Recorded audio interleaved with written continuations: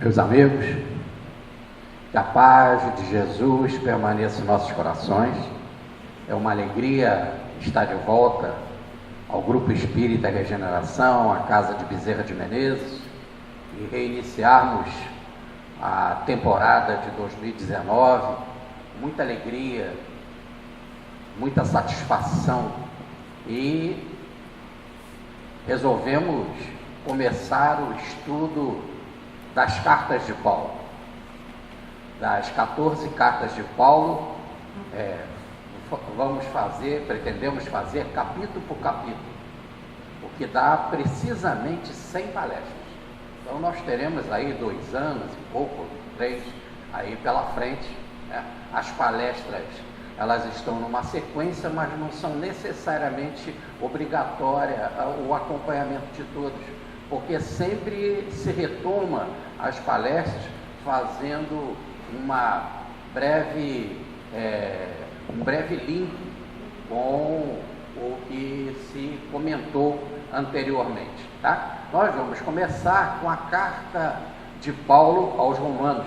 Eu vou pedir a Márcia Nese para ler o primeiro capítulo para a gente. Eu queria que vocês prestassem atenção. Um capítulo muito importante, da carta considerada pelos estudiosos a mais importante de Paulo de Tarso. Romanos 1.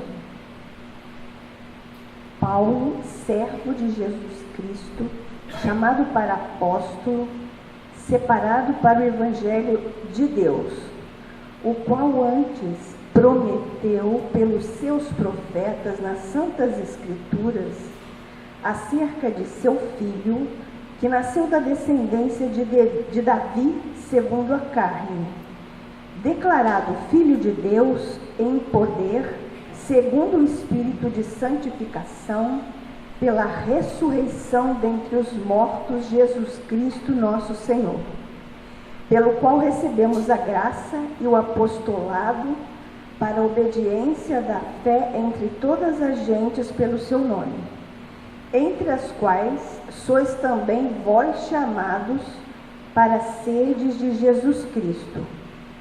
A todos que estais em Roma, amados de Deus, chamados santos, graça e paz de Deus nosso Pai e do nosso Senhor Jesus Cristo. Primeiramente, dou graças ao meu Deus por Jesus Cristo acerca de vós todos, porque em todo o mundo é anunciada a vossa fé. Porque Deus, a quem sirvo em meu espírito no Evangelho de seu Filho, me é testemunha de como incessantemente faço menção de vós, pedindo sempre em minhas orações que, em algum tempo, pela vontade de Deus, se me ofereça boa ocasião de ir ter convosco, porque desejo ver-vos para vos comunicar algum dom espiritual, a fim de que sejais confortados. Isto é, para que juntamente convosco eu seja consolado pela fé mútua, assim vossa como minha.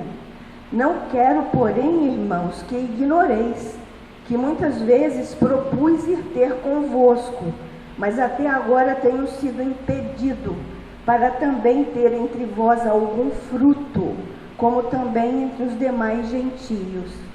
Eu sou devedor, tanto a gregos como a bárbaros, tanto a sábios como a ignorantes. E assim, quanto está em mim, estou pronto para também vos anunciar o Evangelho a vós que estáis em Roma, porque não me envergonho do Evangelho de Cristo, pois é o poder de Deus para a salvação de todo aquele que crê, primeiro do judeu e também do grego, porque nele se descobre a justiça de Deus de fé em fé, porque do céu se manifesta a ira de Deus sobre toda a impiedade e injustiça dos homens que detêm a verdade em injustiça, porquanto o que de Deus se pode conhecer nele se manifesta, porque Deus lhe manifestou, porque as suas coisas invisíveis, Desde a criação do mundo, tanto o seu eterno poder como a sua divindade se entendem e claramente se veem pelas coisas que estão criadas, para que eles fiquem inexcusáveis. Porquanto, tendo conhecido a Deus, não o glorificaram como Deus, nem lhe deram graças. Antes, em seus discursos, se desvaneceram, e o seu coração insensato se obscureceu. Dizendo-se sábios, tornaram-se loucos, e mudaram a glória do Deus incorruptível em semelhança da imagem de homem corruptível, e de aves e de quadrúpedes e de répteis. Por isso também Deus os entregou às concupiscências de seus corações, à imundícia, para desonrarem seus corpos entre si. Pois mudaram a verdade de Deus em mentira e honraram e serviram mais a criatura do que o Criador, que é bendito eternamente. Amém. Por isso Deus os abandonou às paixões infames, porque até as suas mulheres mudaram o uso natural, no contrário à natureza. E semelhantemente também os homens, deixando o uso natural da mulher, se inflamaram em sua sensualidade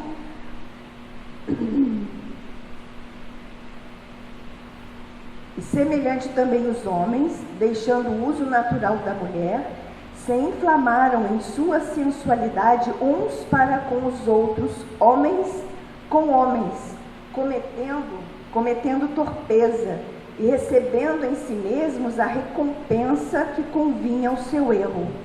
E, como eles não se importaram de ter conhecimento de Deus, assim Deus os entregou a um sentimento perverso, para fazerem coisas que não convêm, estando cheios de toda iniquidade, fornicação, malícia, avareza, maldade, cheios de inveja, homicídio, contenda, engano, malignidade, sendo murmuradores, detratores, aborrecedores de Deus, injuriadores, soberbos, presunçosos, inventores de males, desobedientes aos pais e às mães, nécios, infiéis nos contratos, sem afeição natural, irreconciliáveis, sem misericórdia, os quais, conhecendo o juízo de Deus, que são dignos de morte os que tais coisas praticam,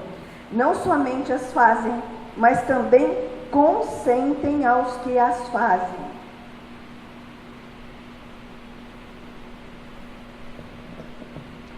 Muito bem.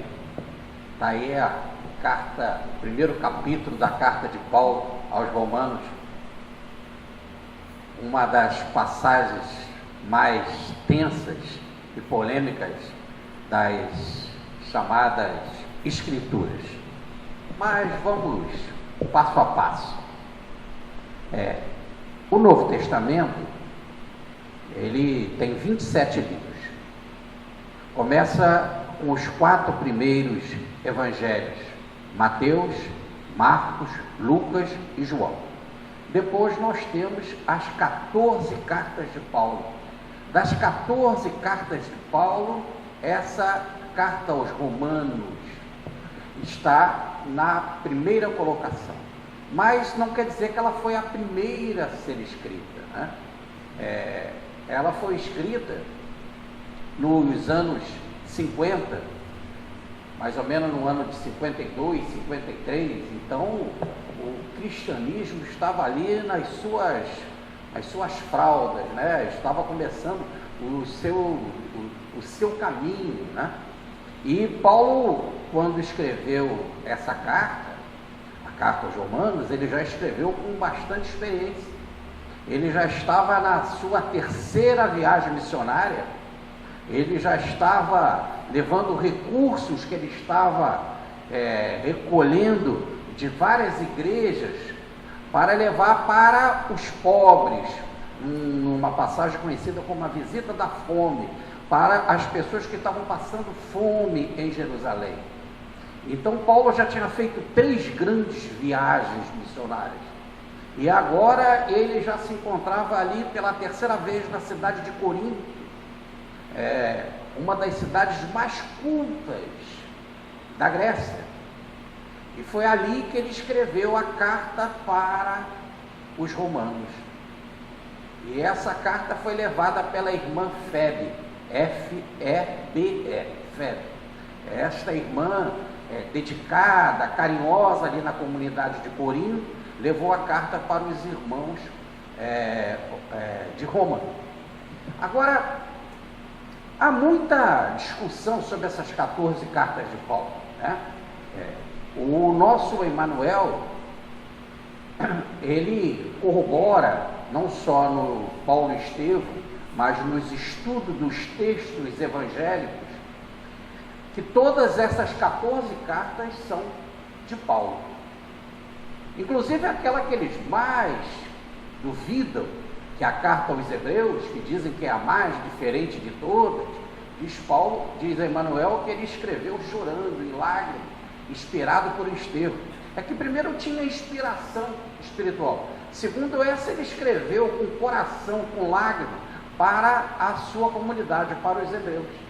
Então ali ele colocou toda uma novidade de pensamentos, querendo arrebatá-los para as verdades agora do Cristo. Então, segundo o Espiritismo, as 14 cartas são de Paulo, mas os estudiosos questionam. Mas a única que eles não questionam, que é uma unanimidade, que todos dizem que foi de Paulo, é essa carta aos Romanos. Então, dada a importância, eu quis falar isso para mostrar a importância dessa carta no pensamento de Paulo. E desde do início do cristianismo, quando começou a surgir o cânon, ou melhor, a separação dos chamados livros sagrados, daqueles que não seriam colocados no cânon, que seriam colocados como heréticos, ou de obras que poderiam ser lidas, mas não seria colocada entre as chamadas obras sagradas, né? O primeiro livro do Novo Testamento a ser considerado canônico, podemos dizer assim, é essa carta aos Romanos. Porque quando nós vamos estudar a primeira carta de Pedro, Pedro fala das escrituras de Paulo. Repare então que ele bota a estatura de Paulo como escritura, como alguém que está trazendo um evangelho revelado.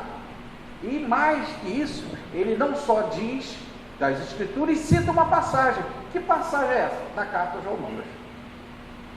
Quando vai começar os escritores primitivos a escrever textos dos mais variados e fazendo citações das escrituras, nós encontramos, por exemplo, Clemente de Roma, já no ano 95, escrevendo uma carta, a carta aos Romanos, a carta de Clemente de Roma, não confundir com Clemente de Alexandria, que cita a carta aos Romanos. Inácio de Antioquia, nas suas muitas cartas, cita a carta aos Romanos. Policarpo, também, que é um grande mártir, discípulo de João Evangelista, também cita a carta aos Romanos. Dando um salto, por exemplo, para o século V, quando nós temos lá Augustinho, o bispo de Hipona, o filho de Santa Mônica, e quando ele estava com todas aquelas dúvidas sobre o procedimento ético que ele deveria imprimir na sua vida, já que ele levava uma vida de muitas gulodices, de muitas bebedeiras, de muitas farras noturnas, de muitas filosofias, as mais variadas, ele certa vez teve uma visão, em que uma voz de uma criança, está lá no livro Confissões, no capítulo 8, Confissões de Santo Agostinho, onde a voz dizia para ele, tome lê, e ele abre uma passagem da carta de Paulo, que é da carta aos Romanos, no capítulo 13, versículo 13, naquela época não tinha esse tipo de divisão, mas a correspondente falando para ele se afastar desse tipo de mundo e viver para a espiritualidade. E aí ele vai procurar a Mônica, né, a sua mãe, que fica muito feliz, já que se concretiza uma revelação que ela recebeu de que o seu filho não ficaria perdido. Muito bem, que seria um cristão, e passou realmente a ser um grande cristão, né, o bispo de Hipona, Augustinho. E se nós dermos um salto na história, nós vamos chegar a Lutero, que trouxe a reforma a partir de 1517. Então, no século XVI, Lutero vai colocar em alta conta a carta aos Romanos, onde que ele vai basear principalmente o seu tema, que é a justificação pela fé. Acabou um estudo mais rápido da carta aos Romanos, se pensando que Paulo queria falar especificamente sobre esse tema da fé. Tanto que acabou de ser lida aí uma passagem que diz que nós vamos aprendendo de fé em fé. E também Paulo fala da tal da justificativa pela fé. Esse tema será desenvolvido mais precisamente a partir do capítulo 3. Nós estamos no 1. E aí acabou se achando que é uma carta que vem colocar a fé em alta conta. E que há toda uma discussão, principalmente com a carta de Tiago, do apóstolo Tiago, uma das cartas do Novo Testamento, que diz: mostra-me a tua fé sem as tuas obras, que eu mostrarei a minha fé pelas minhas obras. E aí houve o questionamento: o que é que salva? É a fé ou são as obras que salvam? Então, diante de todo esse questionamento, acabou se levando mais para esse tema que a carta de Paulo aos Romanos está falando da justificação pela fé. Não é isso. Estudando profundamente a carta de Paulo e comparando ela com outras cartas, como a carta aos Coríntios, como a carta aos Gálatas, principalmente, como a carta aos Efésios, mas em especial, por exemplo, a carta aos Gálatas, ele quer falar sobre a nossa salvação. A nossa salvação. E colocar a nossa salvação na estatura crística. Seremos a semelhança de Cristo. E Cristo veio para nos levar à sua estatura. Mais que isso, ele corrobora com outra passagem, que é da epístola de Pedro, que bem mais tarde nós vamos estudar também, quando Pedro diz que é o contrário, que nós seremos transformados de fé em fé, de nível a nível, de evolução em evolução, à estatura da divindade. Afinal, é voltarmos às nossas origens, já que fomos criados à imagem e semelhança de Deus e que agora não reproduzimos mais essa imagem e semelhança. O objetivo da evolução, ou melhor, do retorno a Deus, do filho pródigo que retorna, é chegar a essa estatura da salvação espiritual. Inicialmente seremos santos, cristãos verdadeiros, depois chegaremos à altura angélica, depois à altura crística e depois todos nós juntos à dignidade, à semelhança, à unidade com o Pai. Afinal, não é nada anti-evangélico que Paulo fala, porque está em Jesus. Eu e o Pai somos um. Eu estou no Pai, o Pai está em mim. E um dia compreenderão que todos estão em mim. Formaremos então uma só unidade, Deus, Cristo e nós. Paulo, no fundo, quer falar disso, mas ele vai mostrar todos os caminhos para chegarmos lá. Vamos entrar logo no capítulo 1. Paulo começa saudando, dizendo que ele é um apóstolo para a gente, um apóstolo chamado, um apóstolo escolhido, um apóstolo indicado para falar para a gente, ou melhor, para os gentios.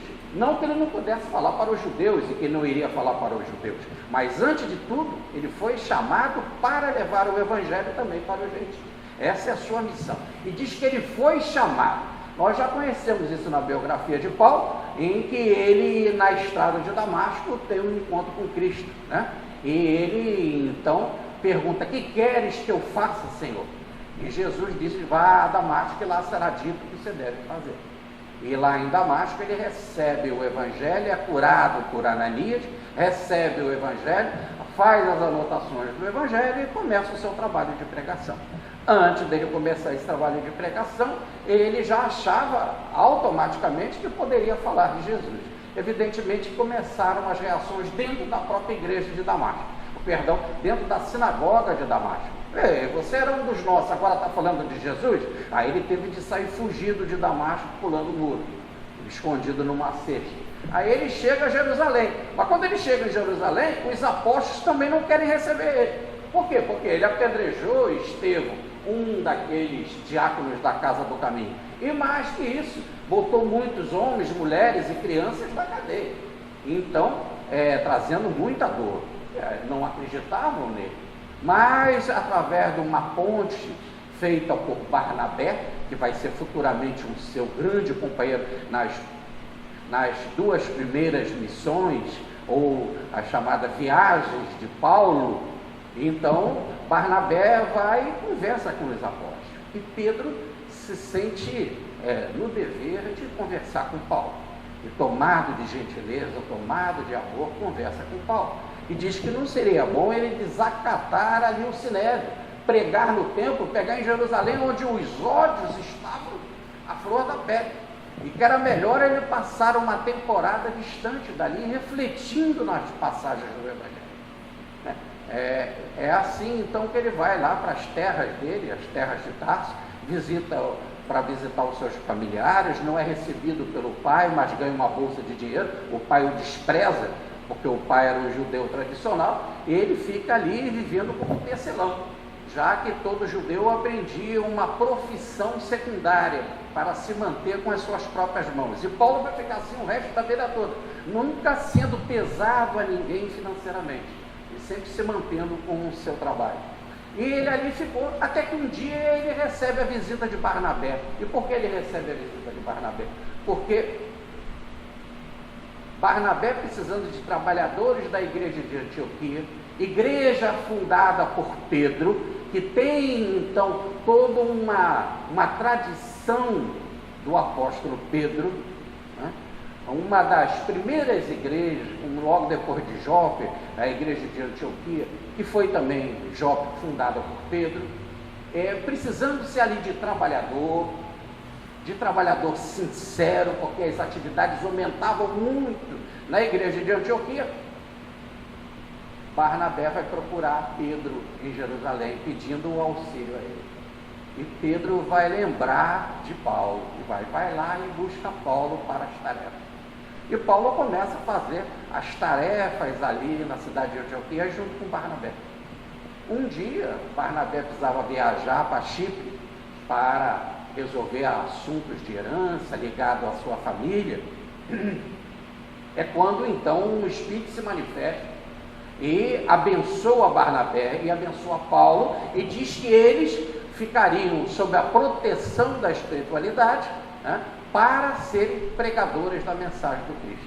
E começa então a mensagem então da divulgação do cristianismo. Primeiro em Chipre, depois em toda a Ásia Menor ali, que é a Turquia, né? E depois é que se vai para a Grécia, ou melhor, para Roma, e aí vai chegar em Roma no final. Então essas são as viagens missionárias. Paulo faz 3 grandes viagens missionárias, e todas ele volta à base. A base era a cidade de Antioquia. E às vezes precisava conversar com os apóstolos, ir a Jerusalém para resolver os seus problemas. E como as igrejas começaram a se multiplicar, Paulo então, não podendo estar em todas ao mesmo tempo, mandava as cartas, que são colocadas como epístola. Epístola é alguma coisa assim mais oficial, em que você vai escrever um texto que quer diretamente falar sobre um conteúdo. As cartas de Paulo têm conteúdo, mas antes de tudo é uma carta, ele quer falar para uma comunidade, e aproveita e desenvolve o tema. É carta e é epístola também, mas isso é um detalhe muito técnico. Muito bem. No fundo, Paulo então começa a fazer as suas viagens missionárias, mas no início ele não falava. Quem falava, quem pregava era Barnabé. Paulo era gago, tinha dificuldade para falar. Até que quando ele chega na Ásia, na Turquia, em Antioquia de Pisídia, ali ele é tomado espiritualmente, a sua voz se abre e aí ele começa a pregar. E aí vai inverter um pouco, apesar de Barnabé continuar pregando, ele vai tomar isso mais à frente. Aí surge a carta aos Romanos.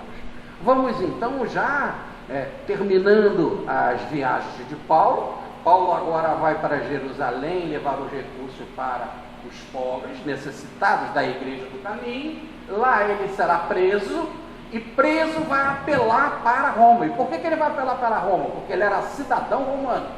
Quem nasce em Tarso tem cidadania romana. E ele, com a cidadania romana, ele teria direito de um julgamento de um romano. Então ele ficou preso, defendido pelo governador, tanto Félix como Festo, dois governadores sucessivos que cuidaram de Paulo e o protegeram, porque os judeus queriam emboscada matar ele. Então tiraram ele do foco da prisão de Jerusalém e levaram para a prisão de Cesareia. E lá em Cesareia ele pregou inclusive para Herodes Antipas II. E mais ainda, ele, para ter um julgamento correto, já que não era justo ele ficar tantos anos na cadeia, ele apela para César.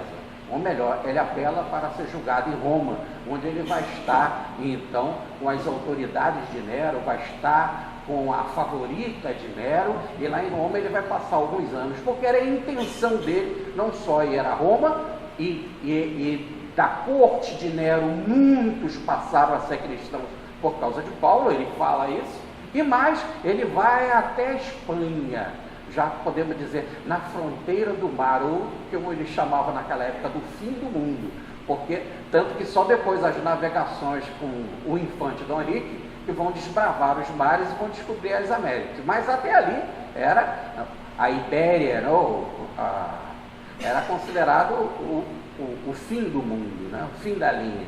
Ele queria levar, então, repare a ideia de levar o cristianismo até o fim do mundo, até onde que era possível, né? E ele, então, sabendo que existia a comunidade de Roma, ele escreve para a comunidade de Roma. E a comunidade de Roma tinha duas características. Primeiro, a influência dos romanos, a influência dos gentios. E os romanos foram educados pelos gregos. Quando Esparta invadiu Atenas e Atenas sucumbiu, os escravos, depois mais tarde, quando Roma também invade lá, os escravos de Atenas vão ser os pedagogos, os professores dos filhos dos romanos. Então os romanos, ou melhor, o panteão romano dos deuses romanos, esse panteão recebeu uma influência imensa da tradição grega. Outra coisa, que já no Pentecostes, e Pentecostes é 50 dias depois da ressurreição de Jesus, né? Já no fenômeno de Pentecostes, onde os apóstolos começaram a falar em várias línguas, inclusive Matias já havia sido colocado no lugar de Judas, já estavam ali os apóstolos reunidos, inclusive na presença de Maria, dos outros irmãos ou primos de Jesus, de 120 nomes da comunidade, ali, línguas de fogo desceram dos céus, ou melhor, espíritos luminosos, desceram dos céus e eles começaram a falar em várias línguas. E Pedro disse, não estamos bêbados, não somos homens bêbados, olha que ainda está de manhã. Não é hora de estar nessa condição. Então, nós somos alguém que estamos falando na linguagem do Senhor e para o Senhor. E é interessante que cada um entendia na sua língua a mensagem. E aí começou, mais do que falar em línguas, significa, antes de tudo, de falar com que uma linguagem que o outro compreenda. O Evangelho não quer falar uma mensagem esotérica, fechada, que não permita que o outro receba, hermeticamente fechada, não. A ideia era de falar em línguas, ou melhor, chegar à compreensão de cada um, mais do que a língua, né? Podemos hoje falar o inglês, francês, o alemão, mais do que nesse sentido, é falar no sentido da compreensão mental, do nível mental de cada um, respeitando as suas culturas, respeitando as suas fábulas, as suas tradições, respeitando o seu tempo de vida, respeitando a sua história, etc, etc. Chegar a cada um e se adaptar a cada um. Paulo, então, ele diz que ele foi chamado para pregar aos romanos. Ele ali em Corinto, então, já podemos dizer assim, já quase que no final da sua trajetória, né? Dali ele vai partir para Jerusalém, de Jerusalém para Roma, e lá, depois de pregar, será crucificado, será degolado. Ele nunca poderia ser crucificado porque ele era romano, tá certo? Pedro foi crucificado porque não era romano, lá em Roma. Paulo foi degolado porque era um benefício que o romano, o cidadão romano recebia, para ter uma morte, podemos dizer assim, melhor, uma boa morte, né? Se boa entre aspas. Voltando, Paulo então escreve a carta e diz que Roma estava influenciada por essas duas tradições, a tradição grega e muitos judeus, porque eu estava falando do Pentecostes, e muitos lá que iam do mundo inteiro para as festas em Jerusalém, viram os apóstolos pregarem várias línguas, ouviram falar do cristianismo, e voltando para a sua cidade, é lógico que Roma, que era o centro do império, muitos judeus chegaram lá, que foram para as comemorações em Jerusalém, levaram a mensagem de Jesus. Lá começam a falar com alguns amigos gregos, ou melhor, romanos latinos, mas de cultura grega, e aí forma o primeiro núcleo do cristianismo. Quando diz que a igreja de Roma foi fundada por Pedro, não é que ele pessoalmente foi lá fundar, depois ele foi lá e foi martirizado lá, mas só no final, na década de 60. No início, né, nós estamos nos primeiros dias do cristianismo, foi através de Pedro, sim, porque era Pedro que nesta época dirigia a Casa do Caminho. Repare que os primeiros movimentos da Casa do Caminho quem fazia era Pedro. Depois é que Tiago assumiu, quando Pedro começou a fazer as suas viagens missionárias e fundou a igreja de Jope, a igreja de Antioquia. Ali ficou a tradição judaica sobre a responsabilidade de Tiago, um primo de Jesus, Tiago, filho de Alfeu. Ora, então,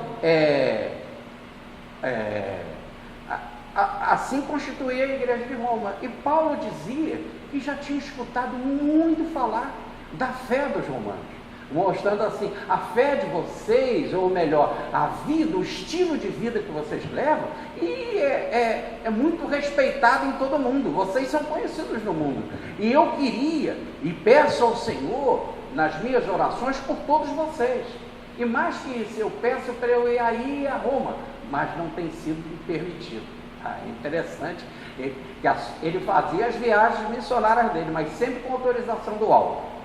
Por hora não me permitiu, mas eu peço ao Senhor que isso aconteça. Para quê? Para que eu possa aí dividir dons espirituais com vocês, para que vocês recebam de mim e eu de vocês. O que é dividir dons espirituais? A palavra dom é carisma, é mediunidade. Ou melhor, ele pretendia, diante de fenômenos extraordinários, de fenômenos substanciosos, trazer uma consolidação maior da fé dos romanos, para que eles pudessem ser agraciados com essas verdades espirituais, para, olha como ele fala, crescer de fé em fé.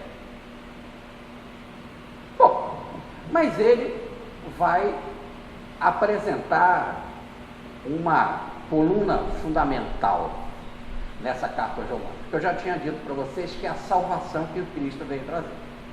Mas a igreja de Roma estava influenciada pelas duas correntes, a corrente grega e a corrente dos judeus. Os gregos, muita liberdade religiosa e de rituais, né? E os judeus, rígidos, presos aos cumprimentos, às ordens da lei, presos à ideia da circuncisão. E os gregos são incircuncisos, ou melhor, não tem a marca no pênis. Então a regra judaica, as leis judaicas e a ideia da profanação dos gentios são, podemos dizer assim, os dois caminhos que Paulo vai abraçar nessa carta. E ele vai começar com esse tema. E no primeiro capítulo ele vai falar dos gregos. Na próxima palestra, no capítulo 2, aí nós vamos falar das leis judaicas. Aí só no terceiro capítulo que ele vai começar com o ensino mesmo profundo dele, ligado à ideia da salvação.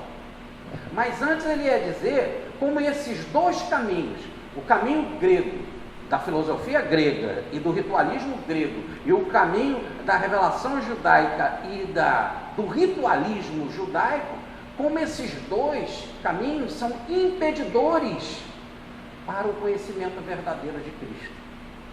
Mas ele diz assim: eu fui chamado e quero estar aí pregando, e peço em orações para ir pregar para vocês. Escuto muito falar de vocês, e Deus sabe o quanto eu tenho orado por vocês, porque vocês também são chamados. Aí ele se iguala ao cristão.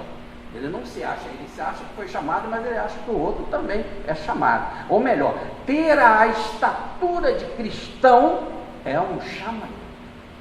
É também graça. Ou melhor, somos chamados por interferência, como diz Paulo, do Espírito Santo, ou do Espírito de Deus. É o Espírito de Deus que nos move para aceitarmos aquilo que somos em substância, em realidade. Depois então que ele faz essa abertura, ele diz mais: olha, eu tenho que aí levar para vocês, porque eu sou devedores de vocês. Essa é uma das passagens mais lindas do pensamento paulino. Porque eu sou devedor de gregos, eu sou devedor de judeus, eu sou devedor de bárbaros, eu sou devedor de escravos, de homens e mulheres. Aquele que é cristão, ele recebe tanto do alto, que ele é devedor de todo mundo. Ele tem tanta coisa que ele ganhou e que fez que a vida dele mudasse, que ele passa a ser devedor de todo mundo. Por isso que ele queria estar lá em Roma pregando, porque eu tenho uma dívida para com vocês. Uma dívida, quer dizer, foi como Cristo me deu esse tesouro da mensagem, o tesouro da salvação. Puxa, o que eu não tem preço. Por isso que eu sou devedor de vocês. Eu quero estar aí pregando, como está pregando em todos os lugares. Mas ele disse que por enquanto havia um impedimento, e que depois o alto ele ia liberar. E vai liberar quando ele ficou preso lá em Jerusalém, e que ele vai apelar para César, vai a Roma ser julgado, vai ficar preso numa casa em que ele vai alugar. Ali ele vai poder receber visitas e vai pregar muito o evangelho entre os romanos. Tudo bem? E ali por alguns anos, e depois vai ser martirizado lá. Vai à Espanha, volta e depois é preso definitivamente e, por fim, martirizado. Mas ele diz então que esses dois caminhos, e vamos falar aqui do caminho grego e na próxima do caminho judaico, ele diz que esses dois caminhos foram mal interpretados. As pessoas abusaram da sua compreensão, da sua razão. A razão, em vez de ser para elevar, foi para afundar. Aí é a pergunta 621 do Livro dos Espíritos: aonde está a lei de Deus? Na vossa consciência. Ora, se a lei de Deus está na nossa consciência, pergunta Kardec na 621A, então não precisa ter revelação, não precisa ter missionário. Precisa sim, porque vocês esqueceram e desprezaram. Esse é o tema da carta de Paulo. Ele vai anteceder o Livro dos Espíritos, aí 1800 anos, né? E vai dizer que porque nós desprezamos o conhecimento de Deus, caímos num nível da imundície. E por que ele diz que desprezamos o conhecimento de Deus? Porque ele diz que o conhecimento de Deus,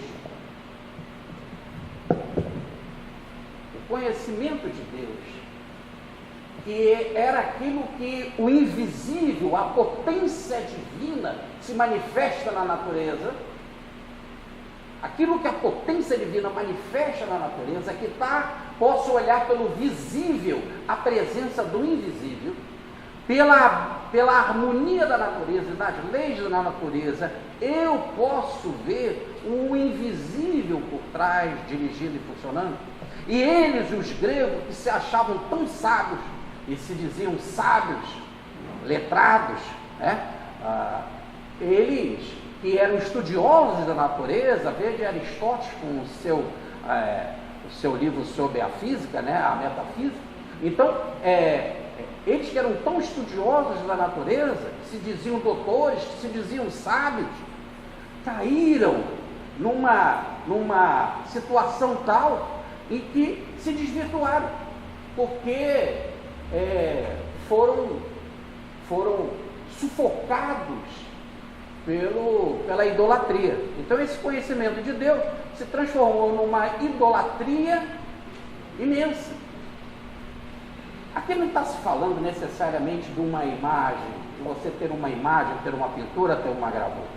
Aqui está se falando de todo um exagero, de quando se não tem mais a ideia do conhecimento de Deus, e o conhecimento de Deus cai para formas desprezíveis.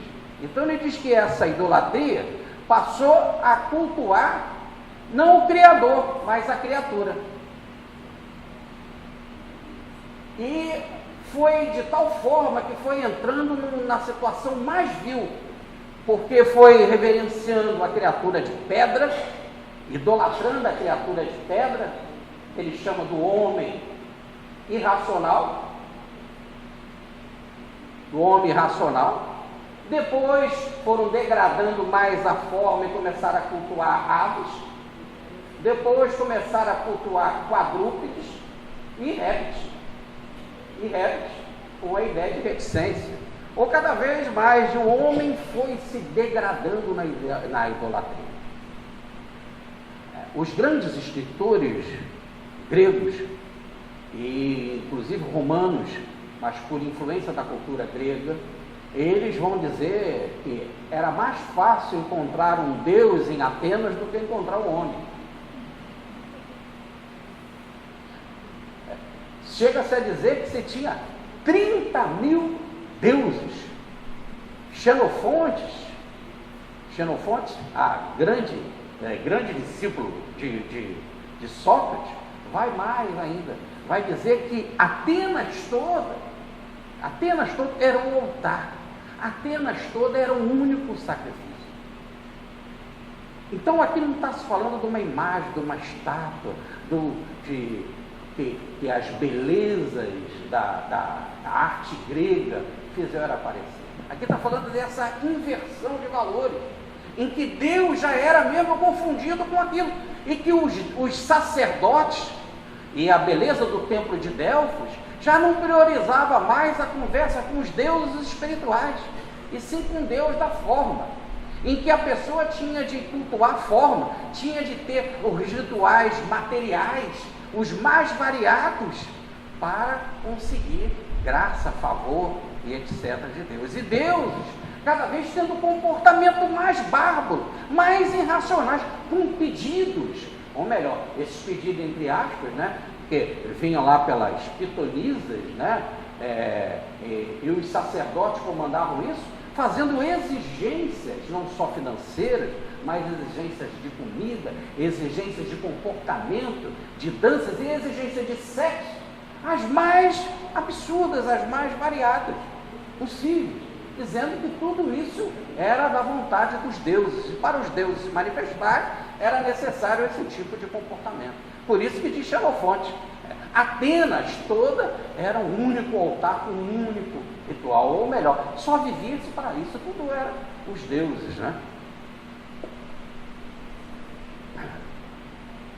E tem até um samba nosso que diz, né? Deus já deve estar de saco cheio. E aí foi isso que Paulo coloca, dizendo que não tem lógica, e que a ira dele ia se manifestar, porque não tem essa de que o homem não conhecia a lei de Deus. Olha como Paulo fala, porque depois ele vai, mas os judeus conheciam a lei, está lá primeiro mandamento, segundo mandamento, terceiro mandamento, mas não só nesse tipo de revelação, e nós vamos ver isso no capítulo 2, não só esse tipo de revelação nos apresenta a Deus, e ele vai mostrar que mesmo esses que também receberam as revelações dos mandamentos, erraram profundamente, e a maior prova foi que botaram Jesus na cruz, e condenavam ali e perseguiam os cristãos, como Paulo foi perseguido tanto pelos judeus, e ele judeu.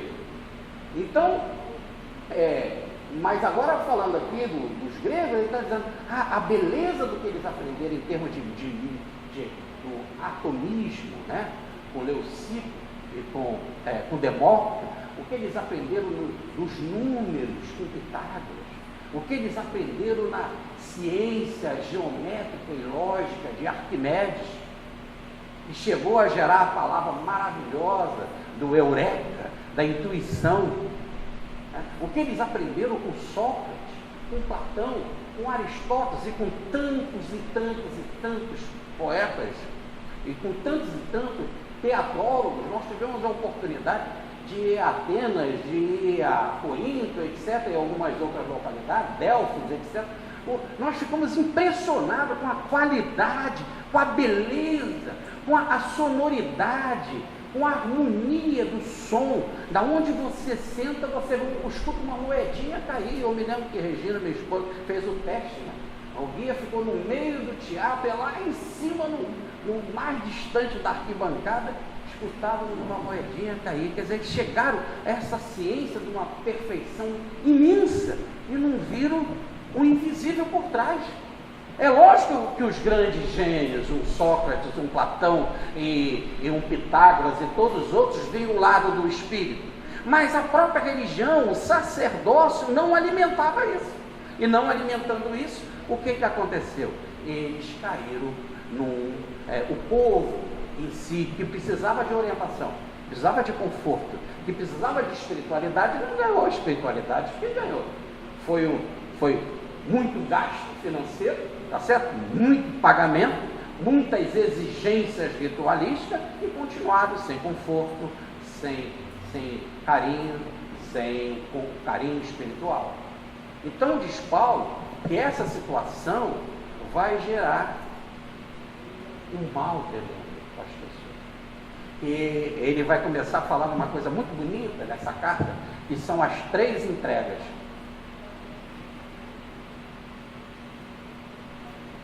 O que é isso? 3 entregas. Deus então vai deixar o homem a seguir o seu caminho, para que funcione aí a chamada ira ou a justiça divina.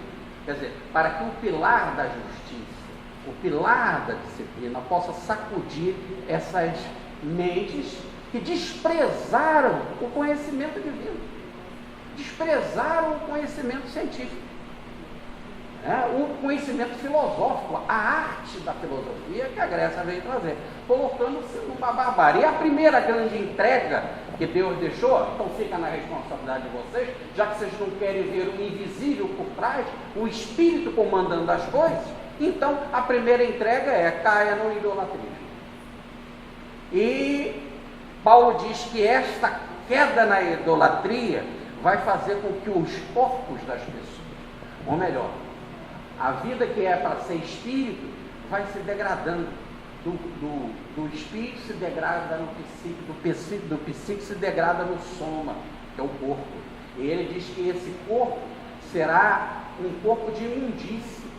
A palavra imundície no original é a mesma coisa do resto dos cadáveres na sepultura.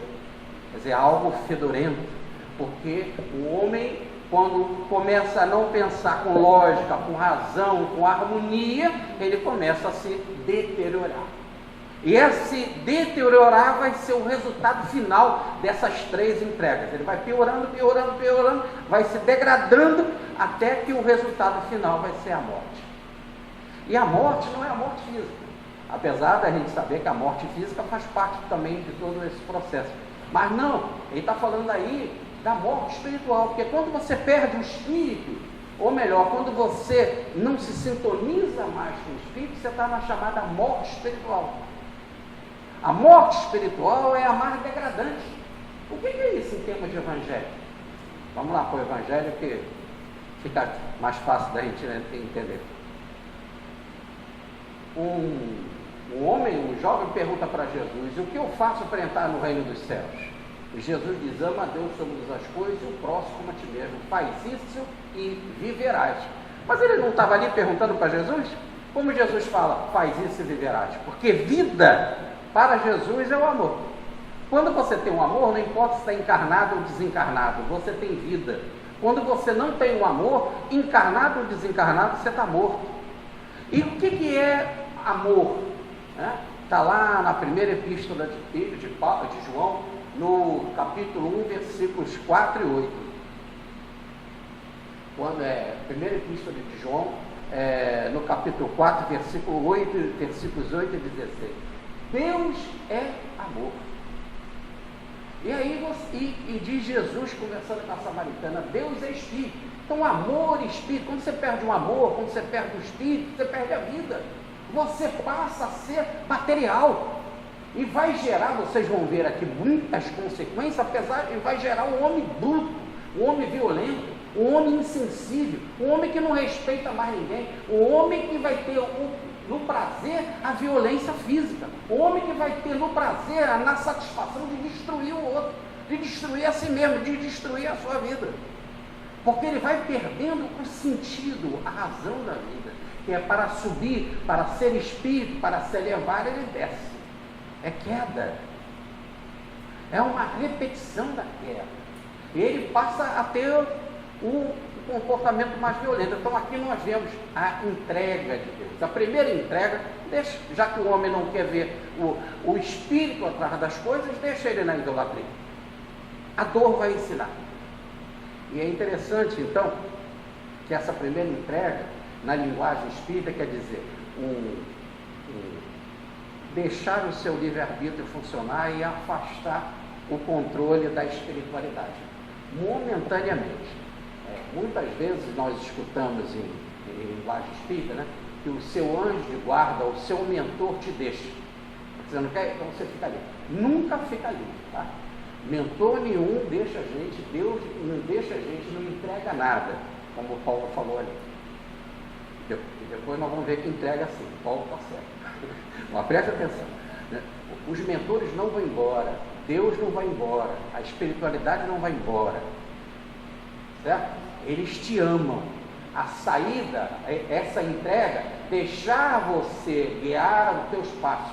E como diz Pietro Baldi, dá muitas vezes a cabeça na parede do túnel, sem encontrar a luz do túnel, e será pedagógico, um aprendizado.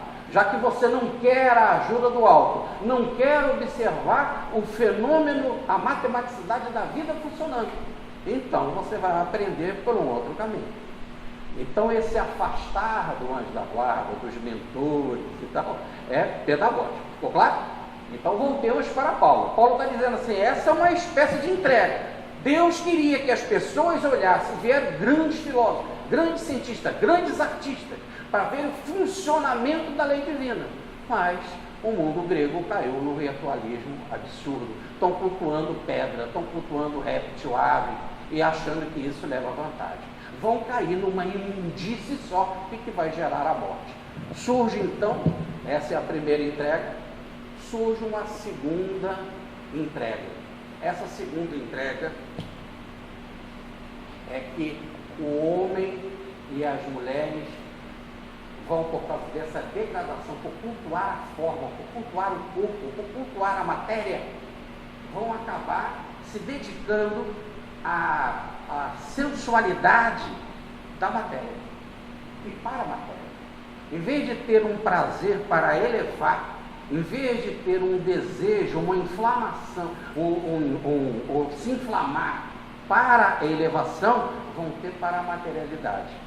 E aí nós vamos ter muita influência do templo dizendo que sexo era uma forma de você liberar prazer e agradar os deuses. E aí nós vamos ter o ritualismo sexual nos templos. E depois do ritualismo sexual nos templos, nós vamos ter a seguinte informação, que a melhor coisa, e aí do templo vai cair na população de uma forma geral, porque no fundo a gente aprende com aqueles que estão na direção, né? Infelizmente o líder ensina. E o líder, a gente é o povo, o povo é vagão, o líder é a locomotiva, né? A importância de um sacerdote, ele pode prejudicar toda uma comunidade. E quando começa a explorar sexualmente, e aí falar de sexo em nome de Deus, e querer usar as pessoas sexualmente, e trazer rituais sexuais para o templo, e venerar isso, dizendo que isso é do agrado dos deuses, vai inverter tudo. Essa vai ser a segunda entrega, vão cair numa verdadeiro desequilíbrio. E aí o que vai acontecer é que esse desequilíbrio vai se priorizar, que a mulher transe com a mulher e o homem com o homem. Aqui nós vamos já, não se preocupem, tudo ficará devidamente dentro de uma linguagem plausível, mas vamos entender que aí no caso, começa a se dizer, não é do sexo em si, do homem com a mulher, e da mulher com a mulher, e do homem com o homem, mas vai começar a dizer que o bom, que o que é da natureza, que o que é maravilhoso, que o que é melhor, o que é o correto, que é onde que tem o melhor prazer, onde que agrada mais dos deuses, podemos dizer, é mulher com mulher e homem com homem. As coisas começam a distorcer, começa uma campanha de sufocar a heterossexualidade e se elevar à homossexualidade. Só que isso nós estamos falando numa linguagem muito de hoje. Naquela época não estava assim, e Paulo, no fundo, está dizendo que o natural, que a mulher deixou de estar o seu natural, e que o natural era mulher com homem. E que a mulher, ficando com a mulher, ela deixou de seguir o seu natural. E ele primeiro cita isso, cita primeiro as mulheres. Por que ele cita primeiro as mulheres? Porque ele se surpreende, porque ele diz assim, homem com homem já era muito comum na história, mulher com mulher não era comum, era comum na cabeça dele, não é isso? Porque não se sabe o que se passava dentro das casas, dentro das intimidades. Como a mulher vivia mais reclusa, não se sabia o que se fazia dentro da reclusão, né? O homem que tinha uma vida pública, então era mais fácil no público se identificar o homem com o homem. Mas primeiro ele cita as mulheres, dizendo que elas saíram da naturalidade. E pior, ele diz, e os homens também, homem com homem, e vão cair num erro monstruoso, porque ele agora não busca mais a mulher. Ficaremos assim, e hoje nós teremos, diante do Conselho Regional, do Conselho de Medicina, do Conselho Mundial de Medicina, de Psicologia e das leis de muitos países, como no Brasil, um desrespeito àqueles que querem ter esse tipo de comportamento, né? E hoje, e falo como psicólogo, e hoje vendo e estudando o comportamento das pessoas, não é porque é uma pessoa homossexual que ela está em desequilíbrio. Muito pelo contrário, o desequilíbrio está na heterossexualidade, o desequilíbrio está no comportamento de desequilíbrio, não no colorido sexual, né? Eu sugiro a vocês que leiam dentro do Espiritismo, entre muitas e muitas coisas, o livro Sexo e Destino do Emmanuel, que tem um capítulo preciso, maravilhoso sobre a homossexualidade, dizendo que o comportamento das pessoas não pode ser medido pelo seu colorido sexual. Muito pelo contrário, quando chegar na espiritualidade, ninguém vai perguntar se você foi homo ou hétero, e sim se você é uma pessoa digna. E, no caso, um outro livro, esse sim, completo, bem mais sobre esse assunto, que é Sexo e Destino, de André Luiz.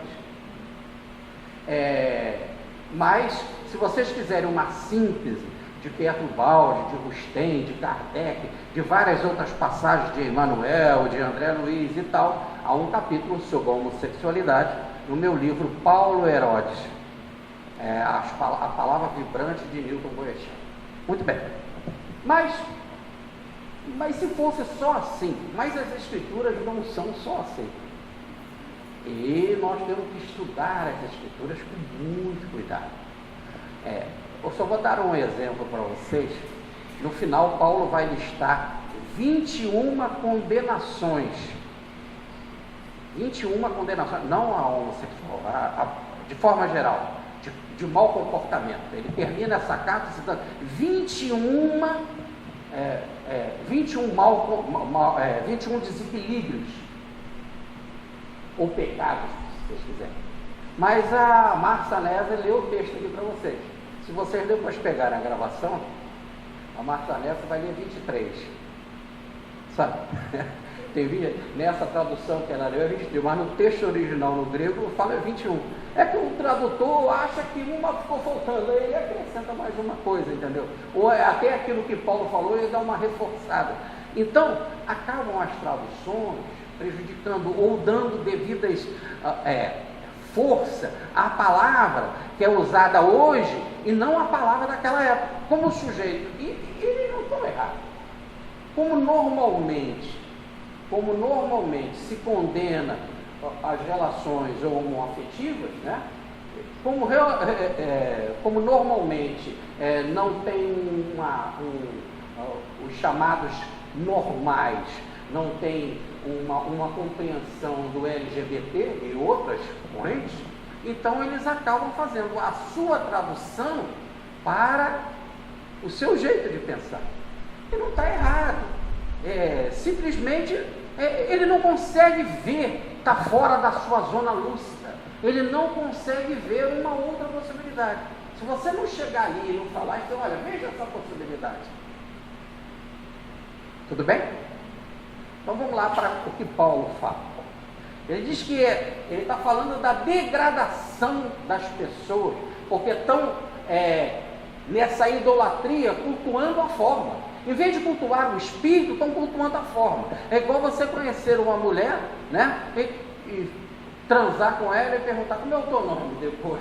Não terminar e ir embora. Como é o nome dela? Eu não sei, eu não perguntei o nome.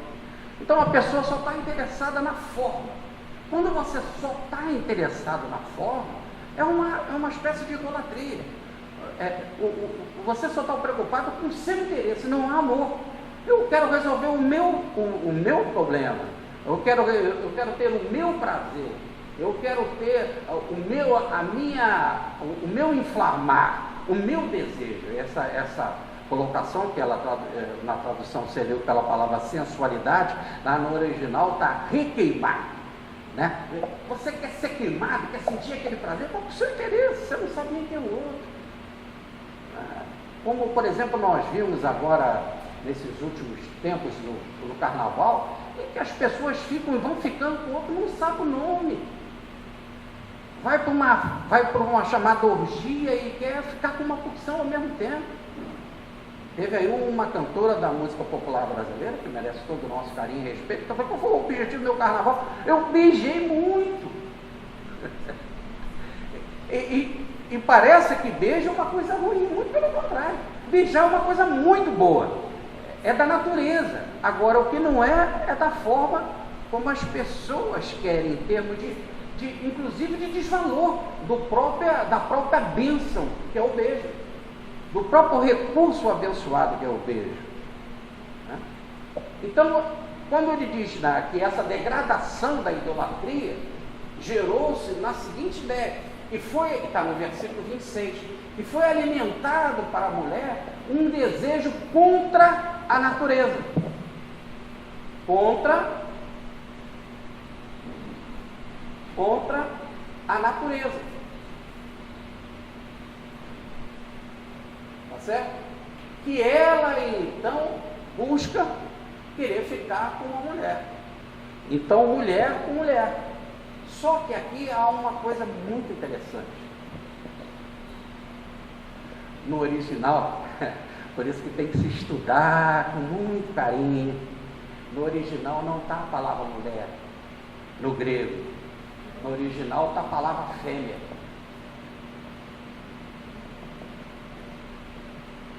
Fêmea. Do mesmo jeito que se chama animal. Isso aí o que é? Esse é fêmea. E aquele ali? Aquele é macho.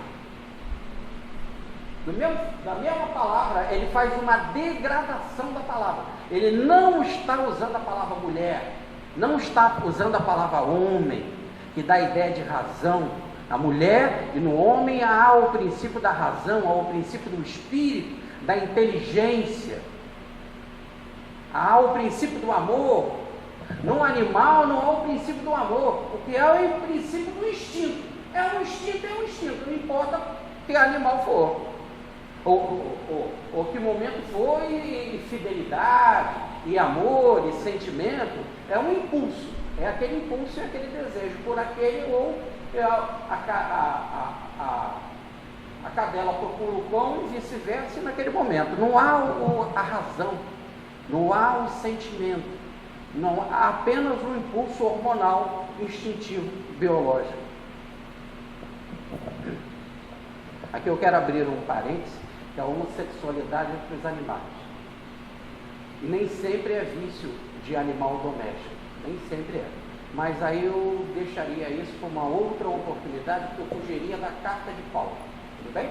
Fugiria da carta de Paulo, e são casos que o mundo veterinário, o mundo biológico estuda, analisa, precisa de muita compreensão. Quem quiser estudar isso, maior compreensão, leia o livro Sistema do professor Pietro Baldi, o livro Deus e Universo, que é do Salvação, que vai falar da queda no reino mineral, vegetal e animal. Tudo bem? Mas vai fugir aqui bastante do nosso mundo. E são casos raros também na natureza. Mas voltando aqui, no caso, ela saiu da sua natureza e a fêmea está com a fêmea. Mas não está só a fêmea com a fêmea. Foi priorizado isso, como se estivesse dizendo, é isso que é o normal, é isso que é o melhor. O certo é fêmea com fêmea, não é só o certo, é o melhor, aquilo que vai dar prazer, que agrada os deuses, que agrada a vida, é a fêmea com a fêmea. E Paulo está dizendo que isso é contrário à natureza. Está perfeitamente correto. Na natureza, a cadela não procura a cadela. Na hora que ela está no cio, ela se deixa para o macho. Repare que ele está usando a mesma palavra que se usa para o animal. Por isso que pode falar corretamente da ideia da natureza. O homem ele não é regido por esse tipo de natureza. Olha, então, como Paulo está falando, ele está dizendo que saiu do equilíbrio da natureza. Da natureza, ele está falando de fêmea. A fêmea não é assim. E a mulher está tendo um comportamento de fêmea. Quando ele apela para que, se você tivesse um comportamento de espírito e entendesse o espírito por trás da matéria, o espírito dirigindo a matéria, você não seria fêmea, você seria um nível mais alto, mulher. Por isso a evolução que o nosso Emmanuel fala, e Pietro Baldi também, principalmente no livro Princípio da Nova Ética, o professor Pietro Baldi fala da fêmea para a mulher, da mulher para a anja, do macho para o homem, do homem para o anjo. São níveis de evolução, níveis de relacionamento. Paulo está dizendo então que lá no nível da natureza não é assim que se comporta fêmea com fêmea. E eles querem trazer para o campo dos deuses, o campo da razão, para o campo do amor, esse tipo de comportamento, entendeu? Então, se nós formos olhar Paulo com cuidado, ele não está falando contra a homossexualidade. Por que ele não está falando? Vamos entender. Eu vou citar o primeiro caso do homem ali e depois a gente prossegue. No versículo 26 ele diz que a natureza do macho é procurar a fêmea. E é isso que acontece no cio. A natureza, está aí escrito, depois olha o versículo 27. A natureza do macho é buscar a fêmea. A tradução volta homem, não é homem, é macho. A natureza do macho é procurar a fêmea, mas, mais que isso, está macho com macho. E nesse exato momento vai gerar o desequilíbrio do erro. E qual é o erro? De se priorizar no templo, na religião, e levar isso para o meio social, de que esse é o comportamento. E as pessoas agirem de forma animalizada, sem nenhum mais equilíbrio da família, do sentimento.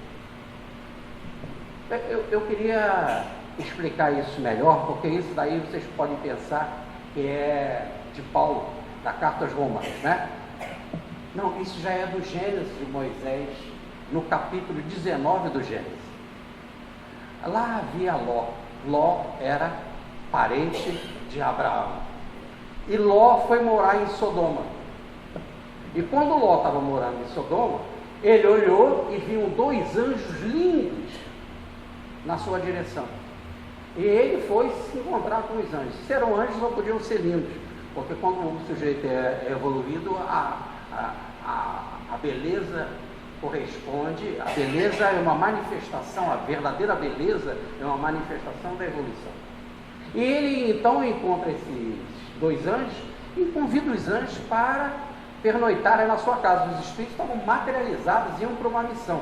Já já vocês vão ver que missão que eles iriam fazer. Eles vieram para uma missão. E ele convida os anjos então materializados para pernoitarem na casa dele. Passa lá em casa e pernoitem lá, lava os pés. Isso é a recomendação que a mulher fez lavando os pés de Jesus, né? Na hora que ele vai na casa de Simão o fariseu, ou depois na Judéia, na casa de Simão o leproso, né? Recebia esse perfume, ganhavam-se um ósculo e servia um banquete. Ele preparou um banquete, preparou pão ázimos para eles e foram ali recepcionados. Mas os anjos não quiseram, não, nós vamos para a praça. Como tivermos, nós temos urgência no nosso caminho, ele ama, pernoita lá conosco, é uma honra. O que ele está falando com isso? Ele está falando da honra da hospitalidade. Por isso que os judeus falam, e está lá na Bíblia, né? Vamos cuidar bem dos nossos ossos, porque podemos estar hospedando anjos e não sabemos. Tudo bem?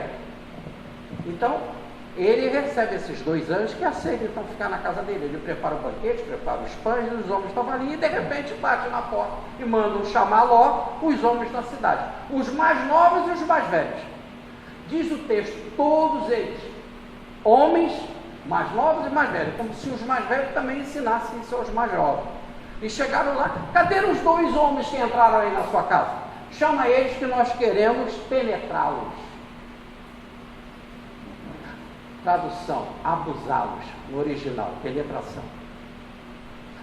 O problema não é o homossexualismo, o problema é a forma de comportamento. Queremos ele, queremos usá-los. Muitas traduções botam abusar, para usar, como se o outro fosse um objeto. Não é que eu queira ficar com você por amor, por sentimento, por carinho. E aí o carinho é maior do que a forma. O sentimento é mais digno do que a forma. O problema é quando você vai degradando e leva a Deus para a condição de réptil, cultua um réptil, você também degrada a sua mente na materialidade. Então ele tira esses homens daí que queremos ele. E Ló fala assim, não faça isso.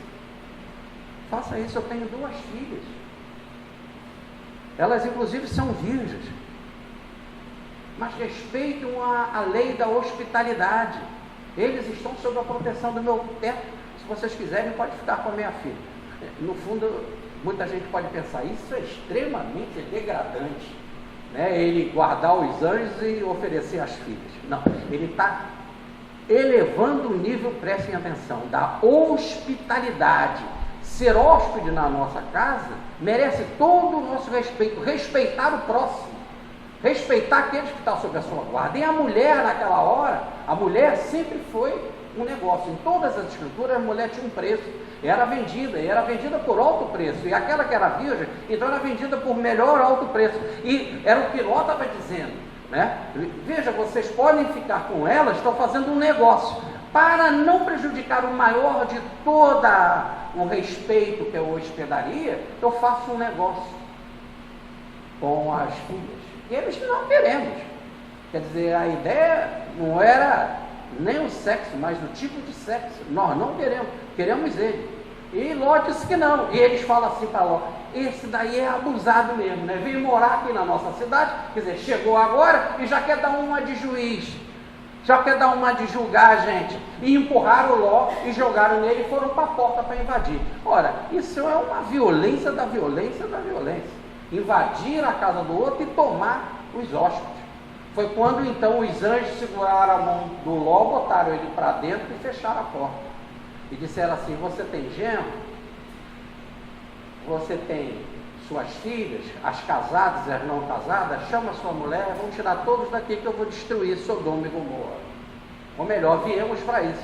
Está tão em desordem Sodoma e Gomorra, está tão pervertida, há tanto culto para a forma e não para o espírito, ela será destruída.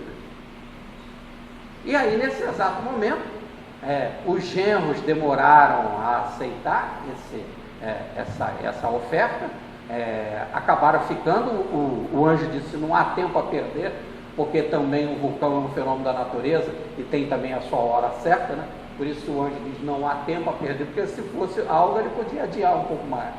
Mas como há também o fenômeno da evolução natural do planeta, a evolução natural da natureza, então ele diz, né?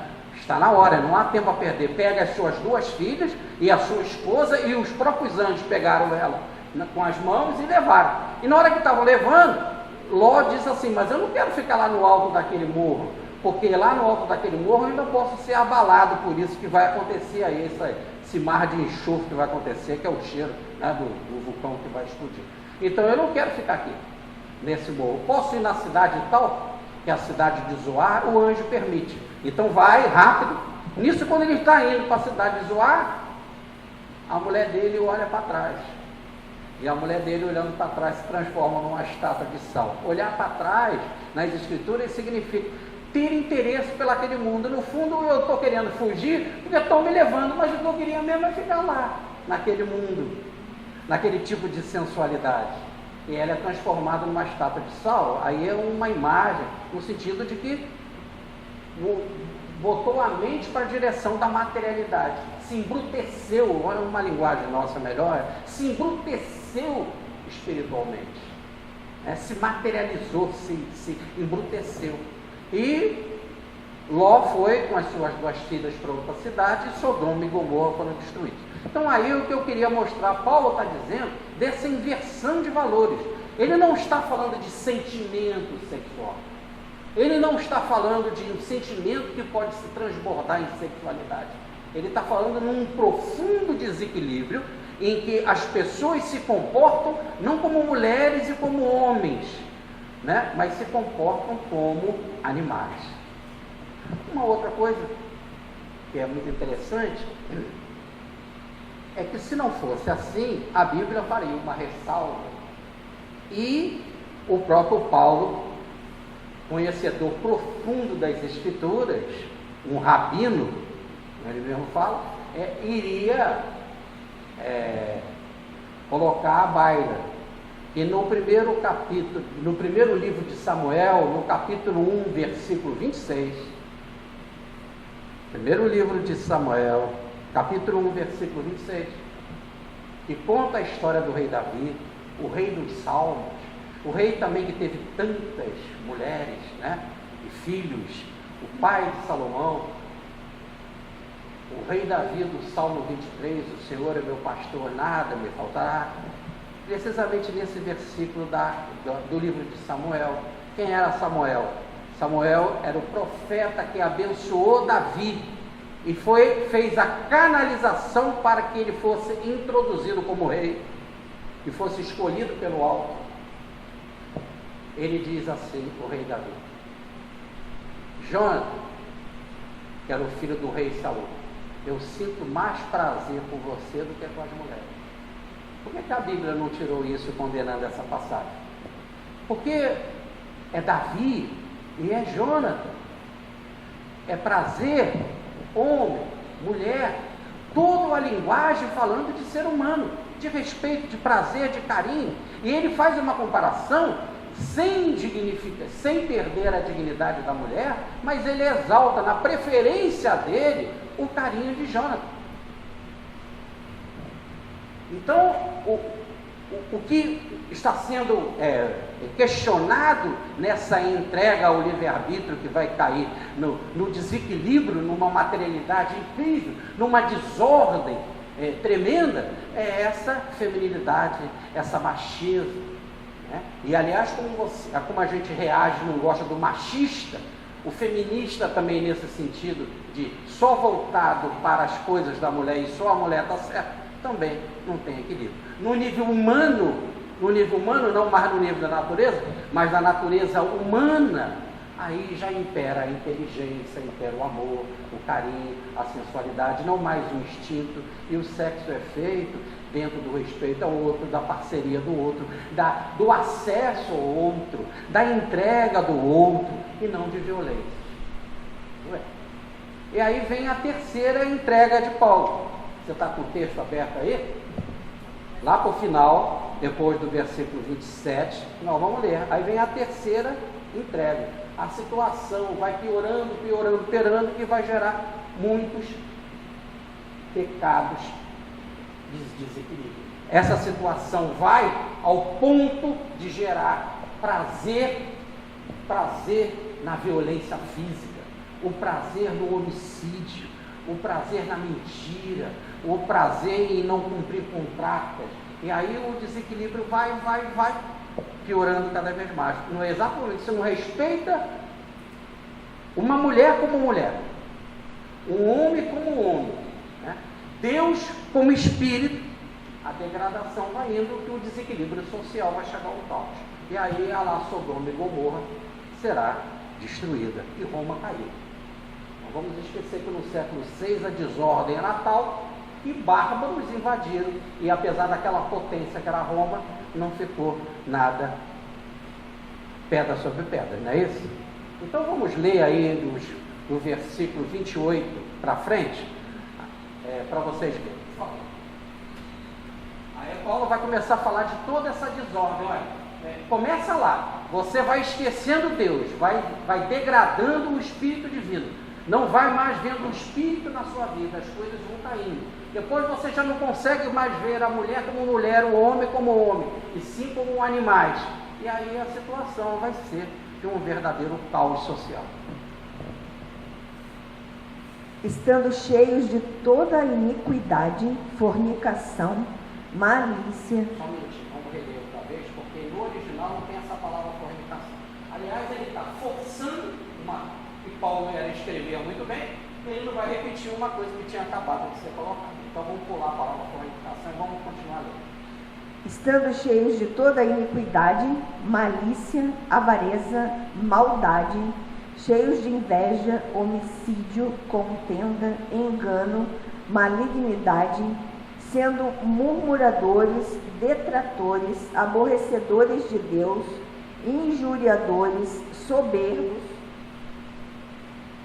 presunçosos, inventores de males, desobedientes aos pais e às mães, nécios, infiéis nos contratos, sem afeição natural, irreconciliáveis, sem misericórdia, os quais, conhecendo o juízo de Deus, que são dignos de morte os que tais coisas praticam, não somente as fazem, mas também consentem aos que as fazem. Aqui só tem essa palavrinha aqui final que ele bota irreconciliáveis, não tem. Aí chegamos às 21 palavrinhas que está no original, tudo bem? E que muitas dessas traduções aí estão meio pesadas, mas a ideia bem popular é isso mesmo, verdade? Você pode aprofundar mais nessas traduções. Eu não vou colocar aqui esses chamados 21 pecados. Eu não vou listar, depois vocês olhem na primeira carta de Romanos, é só escrever no Google assim, Romanos 1, que já aparece. Tudo bem? Aí, ou então abrir a Bíblia e olhar lá. Então são 21 desequilíbrios. E esse 21, eu achei muito interessante isso, porque a carta do tarô são 21 cartas, só que são arquétipos positivos, né? Aqui nós estamos indo para situações ao contrário, mas só que da negatividade, quer dizer, um antidestino. Aquilo que em vez de te levar para Deus, te leva para o inferno ou para a morte. Esse desequilíbrio, então, vai começar de lá. No esquecimento de Deus, esquecendo Deus, você desequilibra a sua vida, você já não é mais um homem, já não é mais uma mulher, você é uma fera. O seu comportamento não é coerente em amor, em sentimento, e você chega a esse desequilíbrio de ser violento, de ser agressivo, de ser mentiroso, etc, etc, que vai gerar qual é o resultado dessas três entregas, né? Deus foi deixando então o homem livre e ele vai cair na morte. Ele cai na morte. Que morte é essa? Na morte espiritual. É lógico que morte espiritual não significa que o espírito vai acabar, né? Na hora que o espírito acabar, é um fracasso divino. Allan Kardec explica isso muito bem. Deus é todo misericordioso e é todo poder. Se Deus é poder e é misericórdia, não pode haver o fim do homem. Não pode haver o fim do espírito. Porque Se ele é todo misericordioso, ele quer. Se ele é todo poderoso, ele pode. E se ele quer e pode, está tudo certo. Agora, se ele for só todo poderoso, podia não ser misericordioso e não querer. Ou poderia ser misericordioso e não ter poder para fazer. Mas ele tem poder e quer. É o melhor. Ele é todo poderoso e todo misericordioso, não pode então fracassar a sua lei. Diz o Livro dos Espíritos na pergunta 125, nós todos vamos chegar a Deus, uns no caminho reto, outros no caminho mais longo, dando muitas voltas, mas nós vamos chegar. Na linguagem à la Jorge Damas, você escolhe se você quer ir feliz, sorrindo, cumprindo a lei ou apanhando, mas que vai. Não tem como fugir do processo, só dando muitas voltas. E aí, no exato momento que você vai se degradando, é a morte espiritual. Acabou o amor, acabou o espírito. Não que acabou o amor, acabou o espírito. Ele está tão bloqueado dentro de você, você colocou tantas camadas, tanto piche em volta dessa luminosidade amorosa e da inteligência espiritual, que você age como uma fera, como um desequilibrado. Aí você é o quê? É por isso que chamam. Aquele cara é uma fera. Puxa, ele é um animal, ele é uma onça, ele é uma cobra, ele é um tigre. Olha, ele caiu nesse lado o macho, o fêmea, ele caiu nessa ideia, né? Aquela mulher é uma cobra, é uma serpente. Então, essa é a linguagem em que caiu num nível em que não há mais o contato com o espírito. O pneuma, olha a palavra pneuma no grego.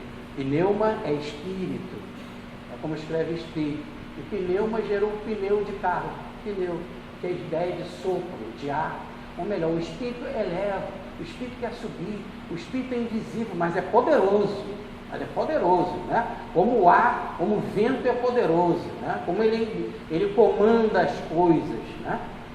E olha como o ar, ele é poderoso em levantar o pneu, mas a gente não vê, é um poder invisível. Quando você desmerece isso, é que você cai nessa degradação biológica, e o resultado é a morte. Paulo, então, está indo nesse capítulo, seguindo o pensamento do grego, do mundo grego, que influenciou todo o mundo romano, porque o romano, ao invadir a Grécia, foi invadido pela cultura grega, entendeu? Toda vez que é uma invasão a algum lugar, você assimila a cultura daquele lugar também. E quando Roma invadiu a Grécia, assumiu a cultura grega. Por isso os pedagogos, né? Já falei isso, que são os professores que vão cuidar das crianças dos ricos romanos, que são os gregos, que vêm cheios de cultura. E nisso vai influenciar todo mundo romano. Essa é a primeira vertente. Paulo vai dizer. E a igreja de Roma, ou melhor, os cristãos de Roma tinham essa influência grega. Mas também lá na igreja tinham muitos judeus. E ele vai falar dessa segunda influência, que é o capítulo 2, que é o que nós vamos ver na próxima palestra. Então, na próxima palestra, nós vamos falar dos judeus. Aí, nos judeus, nós não vamos falar desses deuses, desses 30 mil deuses, né? Não, nós vamos falar das leis, dos rituais romanos, judeus, né? E das leis do judaísmo. E vamos ver que essa rigidez de conceitos, de princípio, a ideia vaidosa de ser o único detentor da verdade, o resto tudo é gentio, ou melhor, é a gentalha, né? É interessante que a primeira coisa que eles pegaram era o daimon de Moisés, de Sócrates, o daimon de Sócrates, que era o espírito protetor de Sócrates. Eles vão usar essa mesma palavra daimon para demônio, para ser um espírito inferior, para dizer até que, por exemplo, até Sócrates era inspirado por algo inferior. Então esse desvalor para uma rigidez ritualística, que também vai influenciar a igreja romana, Paulo vai colocar como algo também desequilibrante, e vai mostrar também a entrega de Deus. Deus também deixa esses que tem esse tipo de comportamento. E com isso, eu já vou preparar isso para vocês poderem entender a dinâmica da carta de Romanos. Aí ele vai chegar no capítulo 3, ele vai dizer, então o que é preciso? Já que Deus não faz acepção de pessoas, vocês vão ouvir precisamente esse versículo, nem gregos, nem judeus, ele não faz diferença entre pessoas, e sim o que ele quer, o verdadeiro comportamento.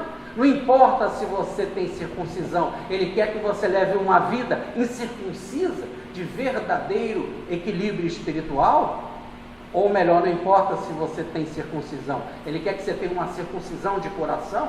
O que adianta ser circuncisado e não ser e ser incircunciso de coração? Não ter aliança com Deus no coração. Então ele vai trabalhar esse outro lado para mostrar que a salvação, então, só vai ter um jeito. Se o homem desmereceu isso tudo, se pela filosofia e a ciência grega o homem rebaixou Deus e caiu na morte, e se o judeu, pela lei divina, pelos mandamentos, chegou à degradação também da perseguição, inclusive a Cristo, então nesse exato momento precisa-se de algo que seja diferente, algo reparador, algo que seja transformador. E ele vai mostrar que o maior transformador, a maior capacidade enviada pelo plano espiritual para mudar este quadro, se chama Jesus Cristo. Muita paz, fique com Deus.